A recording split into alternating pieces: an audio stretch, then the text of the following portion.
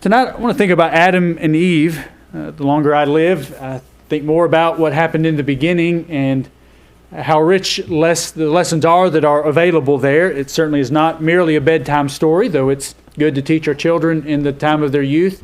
But there are lessons to learn from the beginning for all of our lives.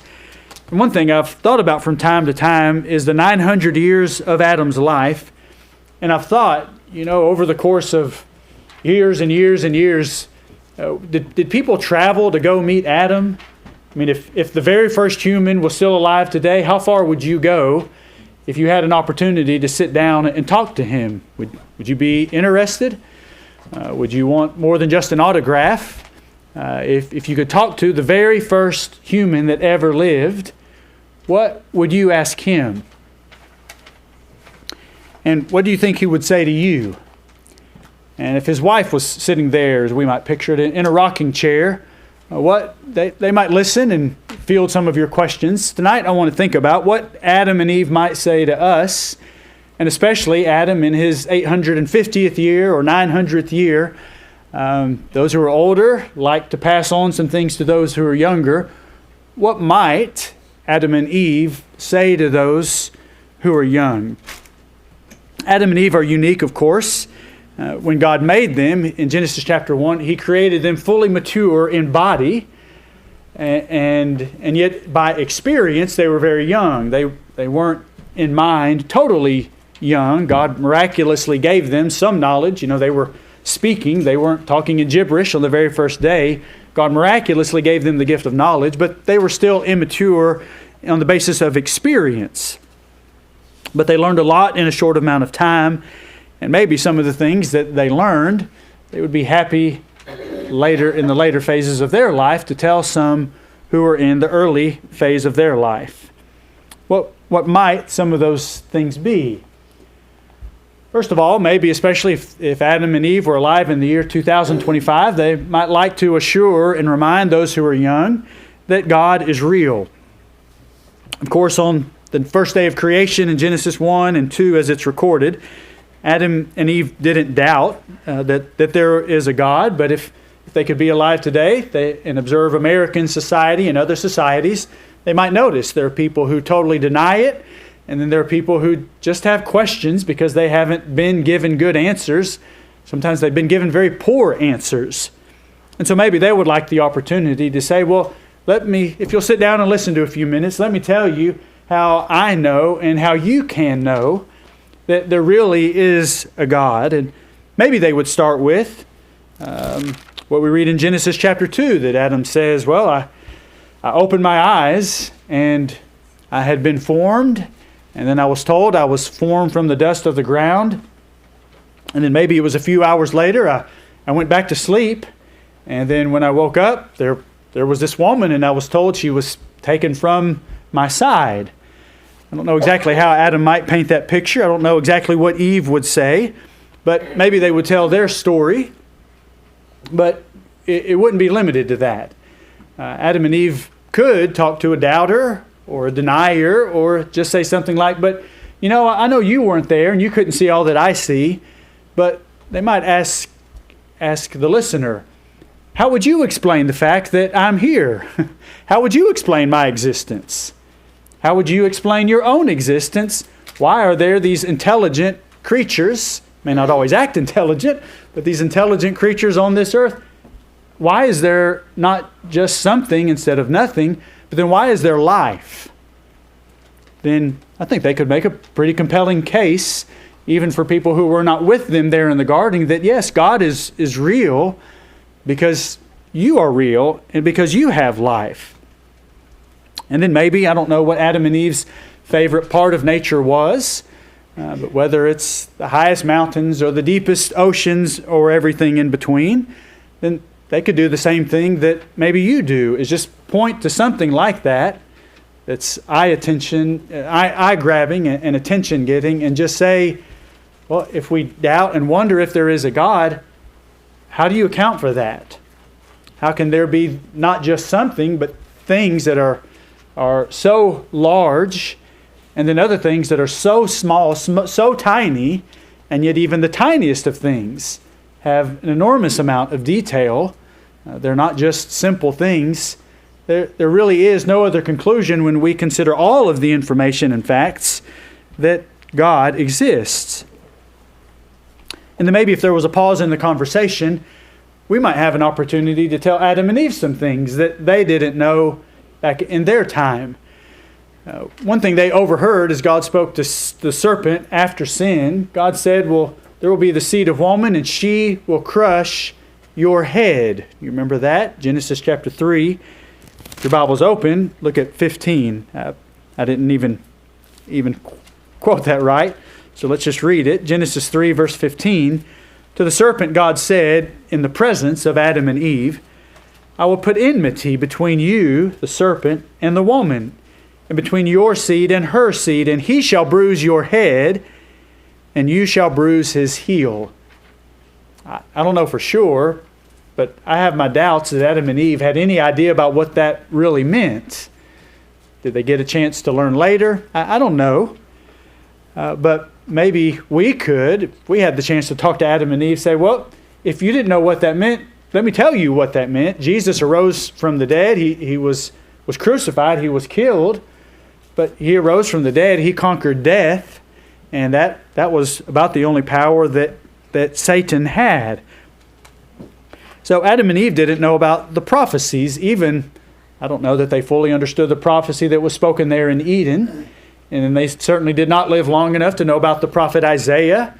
And in Isaiah chapter 53, as he described the servant who was going to suffer, the one who would bear the transgressions and the iniquities, the sins of many, and who would describe that in varying details and even reference the resurrection. Adam and Eve didn't know about Micah, who said that God was going to be born in Bethlehem, and that's a strange thing to say, that one who is from everlasting will be born in Bethlehem. And maybe other prophecies that have been fulfilled that you can think of. So Adam and Eve, they would have ways to help us know that God is real, but there were even things that confirmed that reality that we could tell them. And what we would all do is end up at the same place, confident that there is a God and that that's not some figment of human imagination. But in 2 Corinthians 11, we're going to come back to Genesis, so you can either stay there or hold a finger there. I think that before Adam and Eve would leave the subject of God, they might also want to include one other detail, that there is a God, but also there is a Satan, that Satan is just as real as God is. It's easier and sometimes comforting to think about God, but if God is real, then Satan is real. And Paul spoke of him this way in 2 Corinthians 11 and verse 3. He says, I fear lest somehow as the serpent deceived Eve by his craftiness, so your minds may be corrupted from the simplicity that is in Christ. And then down in verse 14, he even says that Satan himself transforms himself into an angel of light. So he doesn't always look, I don't know what that serpent looked like back in the garden, but he doesn't always look like that. Satan can appear to be your best friend and a great comforter and a great helper. But Adam and Eve would warn you that he lies and he uses helpers that you never would have suspected. Clearly Adam and Eve, again, I don't know why they weren't suspicious that a serpent was speaking. Maybe there's a lot I don't know about what was going on there, but for whatever reason, that didn't make them suspicious. And likewise, Satan can accomplish things that catch us off guard.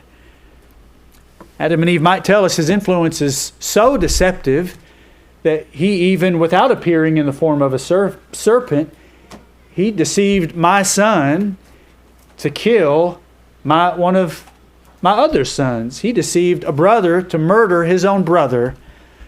That's how deceptive he is. And then, of course, we don't know all of the other sins that Adam and Eve witnessed in their lifetime.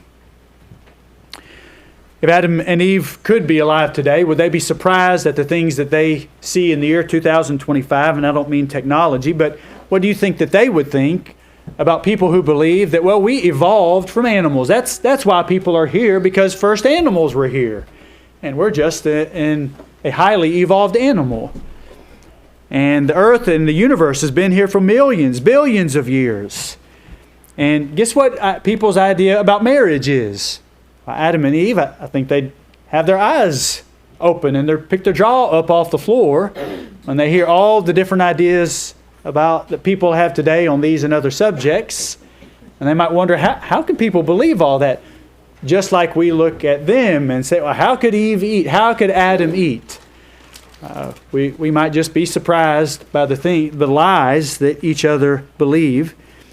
And so as they offer a reminder that God is real, just as real as you and I, they might also want to warn us that Satan is equally real. Back in Genesis chapter 3, Adam and Eve, again, they were mature in body, but they were learning by experience. And at some point it dawned on them, God is watching. God is always watching. Now, I don't know if they knew that all along. I don't know if they just always knew.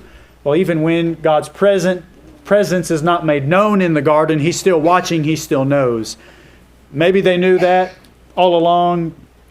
Maybe they didn't. I don't know. If they didn't know that all along, Genesis 3, verses 8 and 9, here's where the light goes off. You know, we're all like that. Sometimes there's things, well, you should have known that. Well, it didn't dawn on me until, well, here's where, if the light bulb wasn't already on, here's where it turned on. After they ate, they heard the sound of the Lord God walking in the garden in the cool of the day, and Adam and his wife hid themselves from the presence of the Lord God among the trees of the garden. Did they know better? I don't know. And then the Lord God called to Adam and said to him, "Where are you?" And by Adam's answer, again, Adam's answer makes me wonder, well, did he not know? Did it not dawn on him yet? God knows where you are, and He knows what you've done. He's just bringing you along, teaching you. Adam and Eve might then want to make sure that you know that God knows. And you can just fill in that blank in any way. God knows what other people around you are doing, and God knows how they affect you, and God knows how you affect and influence them, whether it's helpful or whether it's hurtful. God sees all of that. And God knows what you've done in the past, both the evil and the good. God sees all of that. And then God saw this morning, and God saw this afternoon, and God sees this evening now, and then He'll see how we finish the day. God knows. Maybe that's simple, maybe that's obvious, but maybe Adam and Eve even learned that to a different degree by the events that occurred there. Turn to Psalm 104. But God is watching, but not like at a theater. God is not entertained in the heavens watching this reality show on earth just to see how good things will go and how bad things go. He's not watching it in that sense. He's an active participant. In other words, God is offering His help. And I believe Adam and Eve could tell us about that. They could have said, look, God was offering to help us even before we did what we did by all the good things that God shared with us. God was offering to help train us to trust Him. And we should have trusted Him, but we didn't. But God was helping us by giving us every reason to trust Him about the good things that He shared, by all the things that He taught us. And again, we don't have a detail of exactly what God said to them. He put Adam in the garden to tend and to keep it. What was that knowledge that Adam just automatically had, or did God train him in some ways? I don't know exactly, but it's clear God was teaching, whatever it was. And then also the things God warned them about. The warning that He gave concerning the tree not to eat, that was God's offer that would help them, not just in the moment that He was educating or informing them, but that was a source of help for them later when Satan came. In Psalm 104, then we ought to consider the same today. that God is watching, but God is not watching as looking for an opportunity to catch us so that He can punish us as though He got some kind of pleasure from that. God's watching, and He's constantly offering to help. And He, in principle, helps us the same way that He did Adam and Eve. In Psalm 104, we read this recently, and so it just stuck in my mind. Verse 24 says, O Lord, how manifold, in other words, how many are your works. In wisdom you have made them all. The earth is full of your possessions. The earth is full of God's possessions, and yet He's shared those possessions with you. Whatever you have hanging on your shoulders, whatever's in your wallet, whatever is in your home itself, it's all His possession. It's all made of His possessions, and He's let you borrow them for a few days to learn from them in a variety of ways. But the first lesson you ought to learn is these things aren't yours. You didn't create any of it. And so God has shared so many good things with us, in part to teach us to trust Him, just like Adam and Eve could have. In Psalm 71, in verse 14, God is also offering to help us, just like He offered to help Adam and Eve, secondly, by teaching them. Psalm 71, verse 17 says, O God, you have taught me from my youth, and to this day I declare your wondrous works. God taught Adam and Eve in a unique way, but He's continued teaching so that here, probably this is David writing, that David can say, God, you've been my teacher. Well, on rare occasion did God speak directly to David. Most of what David learned was from his father, maybe his mother, from the teachers at the tabernacle, from reading or hearing the Scripture read. So in general, David learned the way that we learned, but David says, God, you have been my teacher from my youth. And so God is helping, active in at least this way, in offering to teach us. So He's watching, and in the process of what He sees, He's offering opportunities for us to learn. Of course, life is full of opportunities to learn. And like Eve, we might see, I desire to be wise in this area. I want to be more skilled. I want to be better and improve my abilities in this area and that area and the other. And there's a host of different opportunities that we can use. But are you going to choose to be more wise, more skilled, more wealthy, more effective in one area because you desire that to prosper in that? Are you going to do that at the expense of the things that God is trying to teach? That was the mistake that Eve made. And that's still a temptation today. And Jesus said in Matthew chapter 16, what if you accomplish it? What if you become the most skilled in your family, in your town, in your country, in the world? What if you become the best, the most, whatever, and you lose your own soul? What will a man give in exchange for his soul? What will Eve give in exchange for her soul? She didn't think of it that way when she accepted and ate the fruit. God had offered to teach, and she desired to learn more of other things. So Adam and Eve might remind us, God is watching. And then last, they might remind us, He's watching, and so don't hide. Don't try to hide. They learned that. Turn to Psalm 139. Psalm 139, and read with me verses 1 through 12. Think about Adam and Eve hiding in the garden. But of course, it's not just them. When we're embarrassed, when we are ashamed, when we're rebellious, we tend to hide, and we've all done that from our youth. Sometimes we just covered our eyes and we thought, that I'm hiding. I can't see you, so nobody can see me. And eventually we figured out that didn't work. But think about Adam and Eve and ourselves. Psalm 139, verses 1 to 12. O Lord, you have searched me and known me. You know my sitting down and my rising up. You understand my thought afar off. You comprehend my path and my lying down, and are acquainted with all my ways.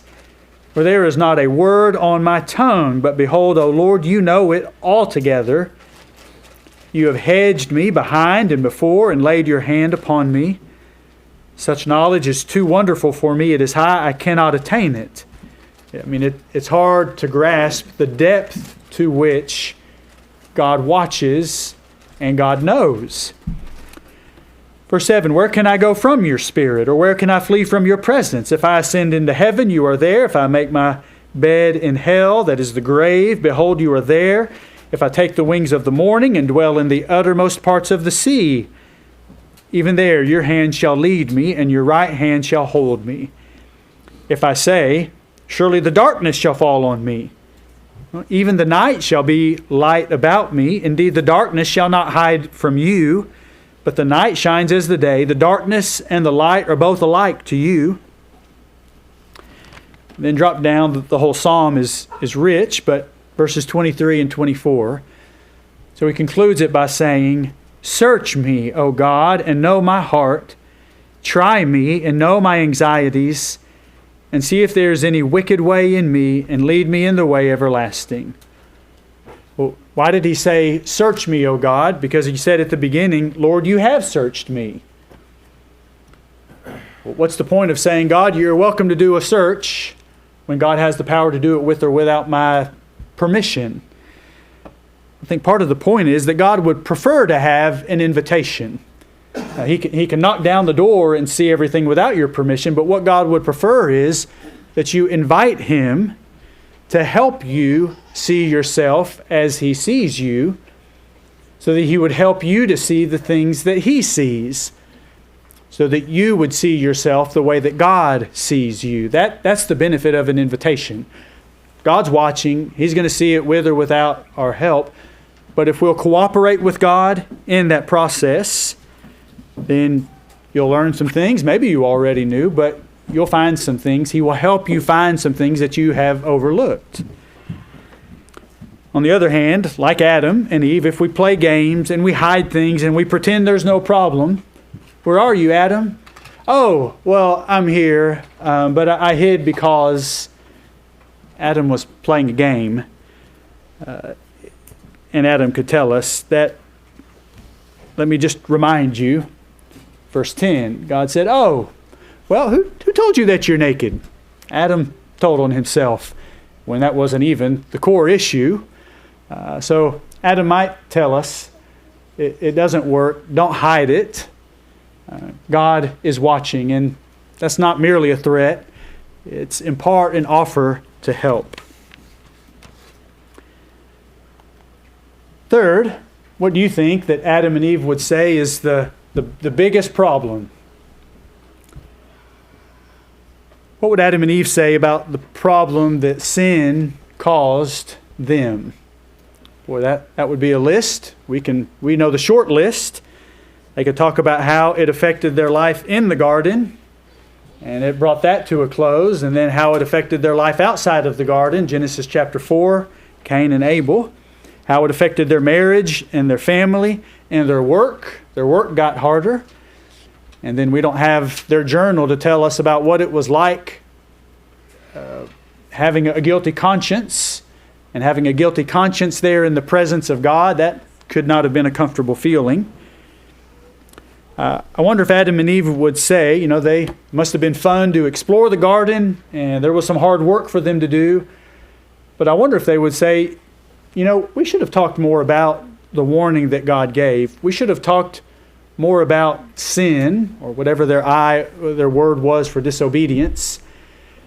We should have talked more about that and thought more about that. Sin is a regular part of our assembly.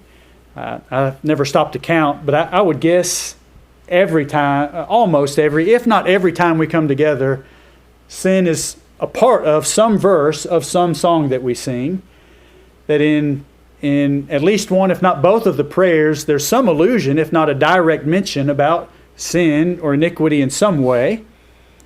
Every time we remember Jesus' death, the subject of sin comes up. It's a part of every single assembly. Do we talk about sin too much?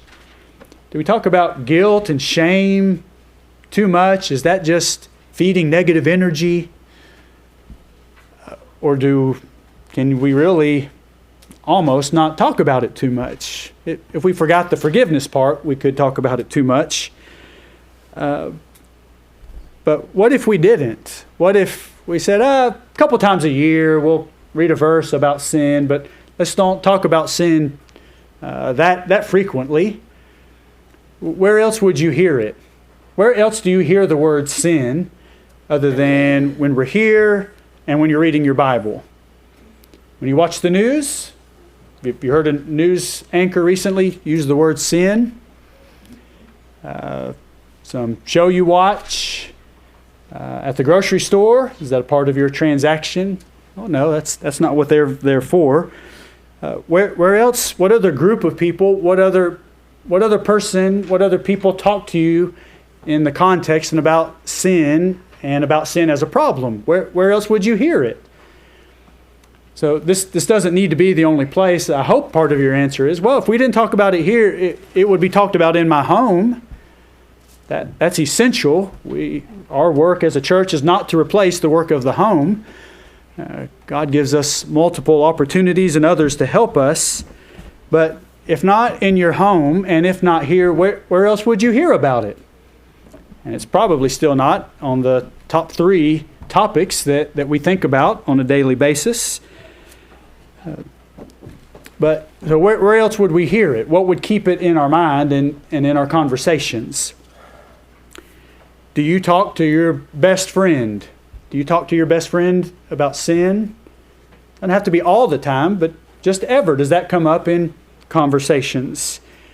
Your spouse, your children, your parents, does that come up? Maybe Adam and Eve would offer some advice and say it's something that's important to talk about. Don't minimize it. And then we could say, well, you're right. The Apostle Paul, Romans chapter 6 and verse 23 says, the wages of sin is death. Hard to overemphasize the reality of death and the consequences of death.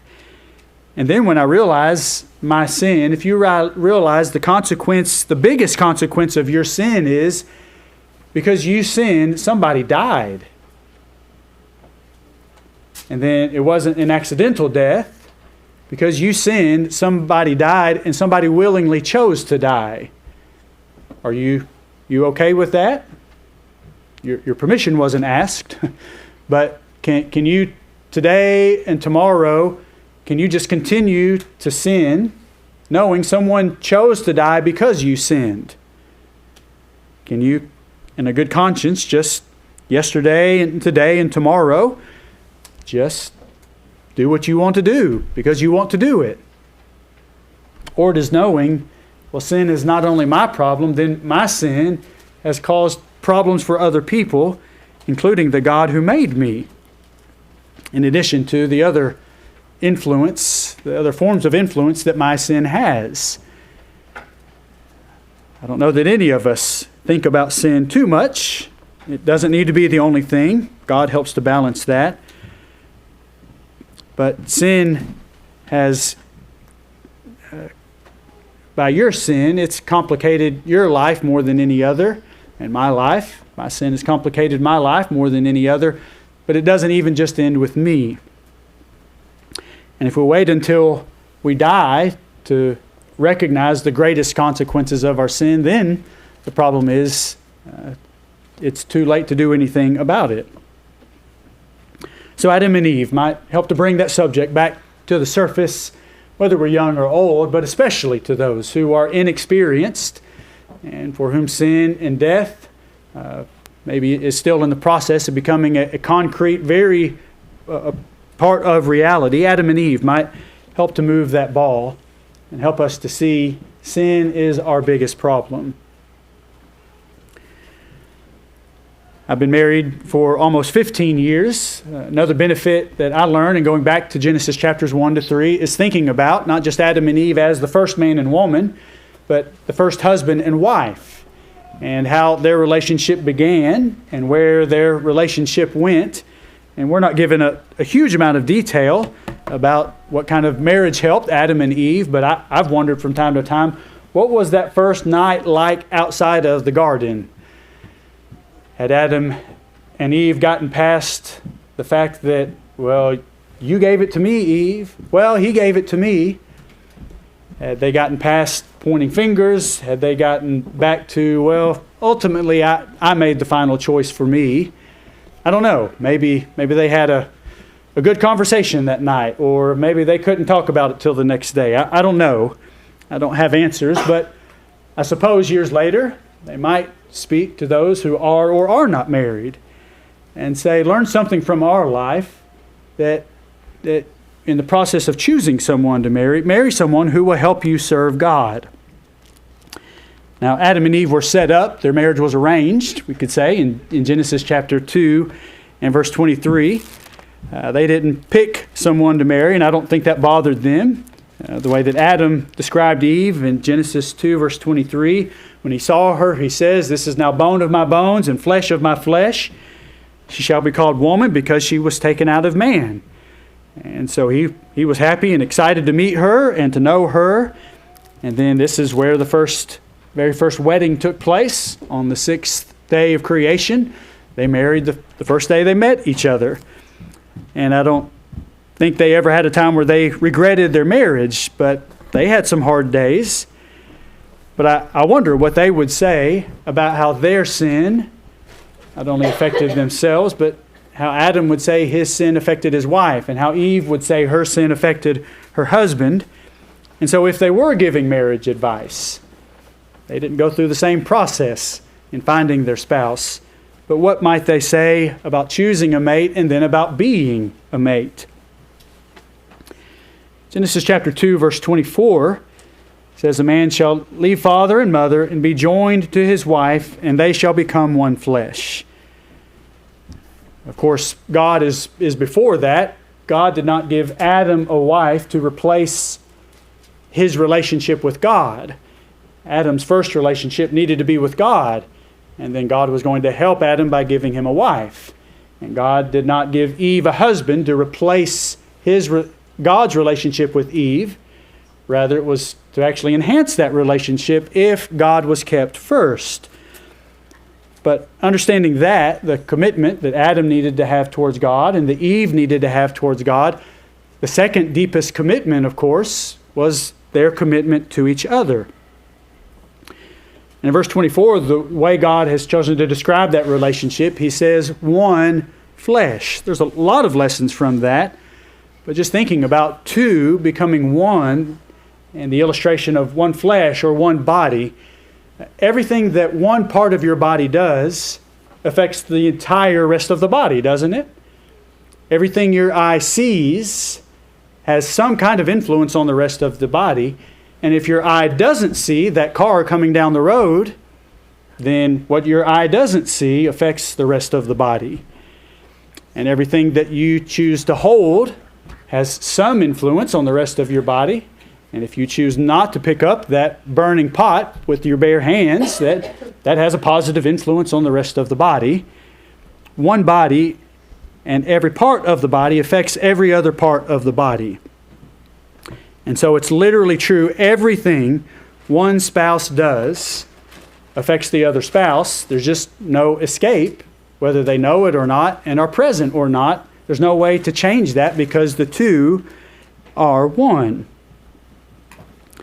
And so if you can agree that your commitment to God is the most important, well then marry someone who will help you and be someone in marriage that will help you serve God.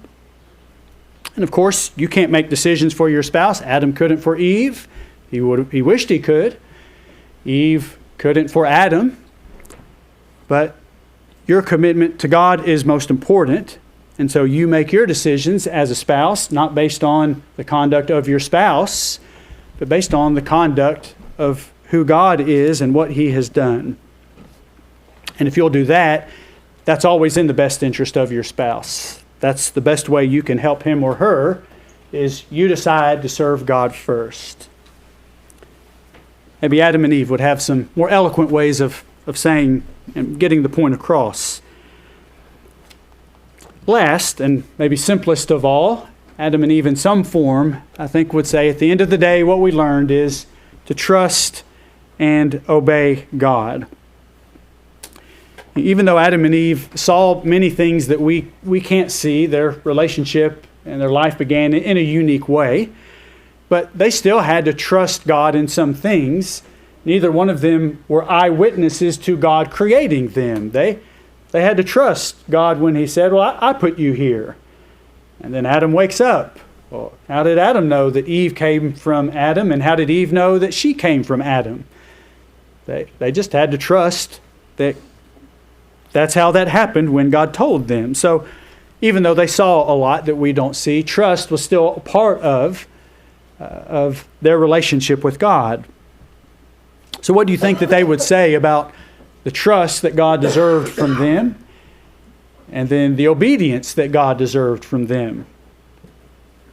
Of course, Adam and Eve did not have a Bible. They had the Word that God spoke to them.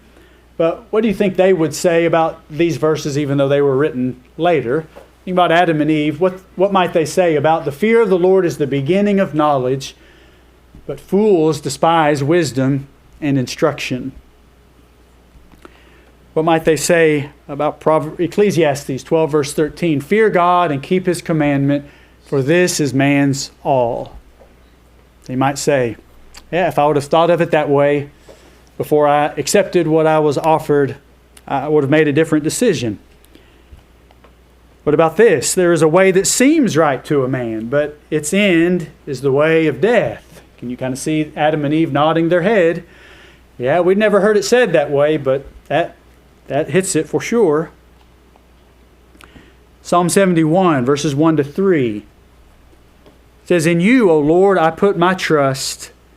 Let me never be put to shame. Deliver me in your righteousness and cause me to escape.